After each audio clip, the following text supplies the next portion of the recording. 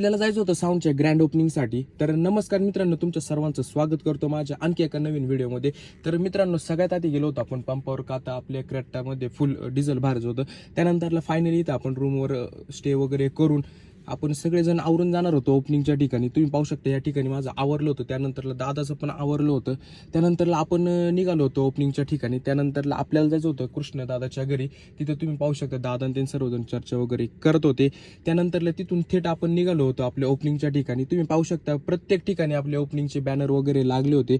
त्यानंतरला finally तर आपल्या दादाची एंट्री वगैरे झाली होती. त्यानंतरला दादा गाडीतून उतरल्या दादाच्या फॅन्स फॉलोवरनी दादाचे फोटो वगैरे काढण्यास सुरुवात केली. त्यानंतरला आपण गेलो होतो साऊंड पशी.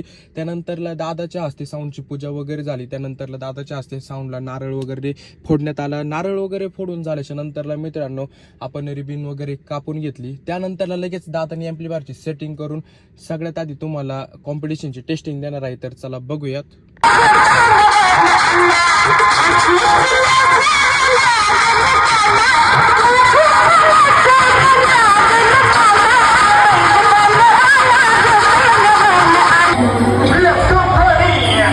तुम्हाला साऊंडची टेस्टिंग कशी वाटली तुम्ही कमेंट करून नक्की सांगा मित्रांनो. त्यानंतरला इथं एवढं पब्लिक जमा झालं ते कुठल्या जत्रेसाठी नव्हतं झालं, ते फक्त साऊंडच्या ओपनिंगसाठी झालेलं. त्यानंतरला विदर्भातल्या लोकांनी आपल्या दादावर, त्यानंतरला व्हीएस कंपनीवर दाखवलेले हे प्रेम म्हणजे या गर्दीतून समजून जातं. त्यानंतरला शून्यातून साम्राज्य निर्माण करणारा म्हणजे आपला तेजस दादा, हे मी नाही बोलून दाखवत तर या पब्लिकमधून तुम्हाला समजून जाते आपल्या व्हीएस कंपनीवर किती पब्लिकचं प्रेम आहे. त्यानंतरला आपल्या दादासोबत कमीत कमी 400 ते 500 लोकांनी फोटो वगैरे काढले. तर असं होता आजचा आपला दिवस. जर तुम्हाला आवडला असेल तर लाईक करा, कमेंट करा, शेअर करा आणि तुमच्या भावाला फॉलो करायला विसरू नका.